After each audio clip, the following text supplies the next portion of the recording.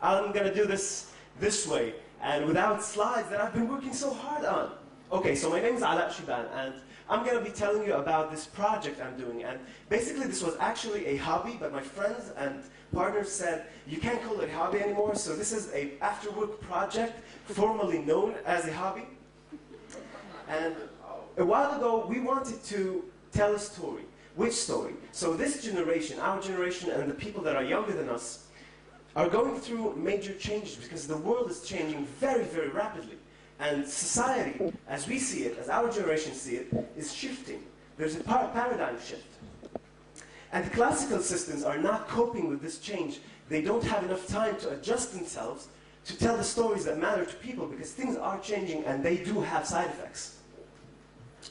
So we came together a few months ago and we figured we need to tell these stories. And how are we going to do it? So we started off by these small clips, just learning the technology, but we went beyond that, and we knew how to do short movies, and we wanted to do something a lot more interesting. So we came together and we said, we're going to build this web series, a web series that talks about the stuff that we care about. So first thing first, we got these 4 people, 4 friends, and we got on Skype, and we started thinking about, what are we going to talk about? So we had this rough idea, this fiction story that we're going to tell in this undisclosed location, about the lives of people that we know, or friends of friends. After that, we got on Google Docs and we started writing together this story, this structure of a story, this season beginning. And we had this draft. So we took that draft and we started drawing what we thought, what our vision for the show. So we had this vision for how the first few episodes are going to look like. So we took those and we jumped onto Google Maps, because we wanted to find these interesting locations, exotic locations for our story. So we first thought, we're going to find this island, an exotic island. But we figured, someone already did that. So we're going to find a field, an interesting field, and we're going to take places from around the community, around the neighborhoods. And we amassed all this knowledge. We found stuff on Google Maps, and we saved them on the side. So we had a draft, we had a story, and now we needed locations. We already got those. What did we need? What do we need now? We need people. We need characters to fill up the lives of these people that we have in our story. So we started looking on this web thing, on a service called the Facebook. And this is the place that people organize revolutions and occupy Wall Street. And we figured we'd probably find some people there. So we jumped on it. And we started talking to our friends. And we had some actors, some student actors, that had excellent talent. So we talked to them and we said, we have this project. And they said, okay, we're going to do it. So they enlisted, but the majority of people that we have are these people that are not actually actors, but actually they're just amateurs wanting to express themselves and talk about their side of the story through our project. So we had this massive amount of talent already piling up. We took all the guys to the locations and we started telling the story. We filmed 3 episodes and we got an excellent pilot. Now, I would have shown you some cool clips, but I don't have them, so I'm going to tell you that. We got amazing footage. We got amazing clips of people really bringing out the emotion in things. And these guys are just amateurs. Some of them are philosophy students, some of them are engineers, some of them are from all fields, even doctors, anything. All the guys from the community wanted in. So after that initial trial, the alpha, the proof of concept, we had built 3 episodes, and we looked at it, and we figured, okay, we have something going on here. We can take this further. So we started talking to people, saying, what do we need to do to take this further? We needed more production tools because we wanted to really make this awesome web series. We also needed to think about how to get our message out, our story out. So we need to think about distribution. Besides distribution, once we find our audience, we needed to know how to engage them, because this isn't TV, this isn't broadcast, this is YouTube or Vimeo or the second screen life. And we needed and wanted to figure out what gets people interacting with the content we're creating. It isn't enough anymore just to get the content out. Definitely not when you're doing this web series. So these were the questions, and we had to experiment to find out. So what do we do next? Well, we talked to some companies. We got on, started calling up companies like Zakuro and a whole lot of companies that did production tools like Rode for microphones and all sorts of cool stuff that we could use for the production.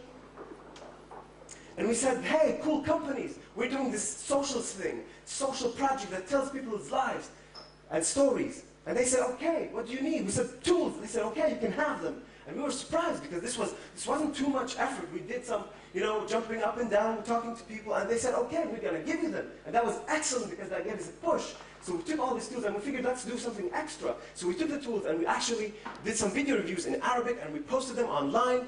We aggregated some content from the Arab world, people doing these web series that were similar somehow to what we're doing. And we posted them on a website that we built called Montage Mahalli, Local Productions, and we started experimenting on how we show people the footage, the stuff that we're posting. And we tried all sorts of stuff. We hit stuff. We tried social engagement, and we figured because it was obvious it's not going to be spam. We couldn't spam people even on social media. And we know this because we tried and it didn't work. So we had these tools. We had some experimentation with how people reacted with content. We took those and started building up the new real web series. What did we do? Well, we needed a lot more stuff done. So we had the tools, and we jumped on Facebook again, looked around, and we figured, because we have this alpha, we could do a lot more. We wanted to squeeze the potential in this project, from this project. So we started wanting things that we didn't want before, like original music, and we wanted scripts that had depth, because we wanted our script, our story and our characters to have these deep, emotional stories. And we wanted to do stuff like flash forwards and flash backwards and flash sideways, anything we could do to get people really engaged with the story. We wanted to do an iPhone game to have this tie-in to our show. We needed to check our script for bugs because stories that we write or other people write could have logical flaws. We wanted to think about how do we get this stuff out? How do we think about what's our marketing strategy? Because we didn't know what resources we had. So how did we solve each and every problem? Because we were thinking this may be too much. This could be out of our league. Maybe we have to tone things down. We said no. We're not going to tone things down. We're going to try and figure out how we take all these issues and we build this model that can produce all this stuff. So, first things first, we build this asynchronous model where people can work in parallel and with built-in redundancy. So in case someone doesn't come through, it does not lock the project. In any case, if one person does not deliver, it does not run the project down. It may be lessens the quality. The quality might go down, but it does not stop the project. So, for music, we talked to a friend, DJ Bruno Cruz. He said, yeah, I compose some music, some original music. For the iPhone, we talked to this guy called Amir Haik, another friend, and he said, I'm going to do the game for you on iOS, just in one simple request. I want to do the artistic direction. I want to come up with a concept. And he said, yeah, we want you to do the concept. We want you to take your passion and put it into this project, rather than just us having to tell you what to do. And we helped out by talking to garage games, and they gave us a license. There was so much corporate help in just making a social project going without any real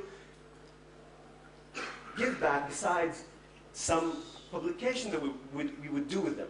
What's the URL of your project? It's not live yet. We have some footage running around. I could have shown some. But the name of the project is Bilbalad. And when it's out, it's actually, the translation is in town. And it doesn't say which town, but it'll be out. Hopefully soon. Now, for marketing, we took ideas from launch parties, and we figured we'll mix them with LAN parties. We'll take all of the people that we have working on the project, and we're counting over 40 people now doing something on this project for free, just for being able to invest their emotions and their part of the story fuse it into our story. So everyone's giving something, and we're going to bring everyone for a launch party and launch it live. And the main concept I want to say, this has been repeatedly said, is that people are more willing to help than one might think. You just have to ask.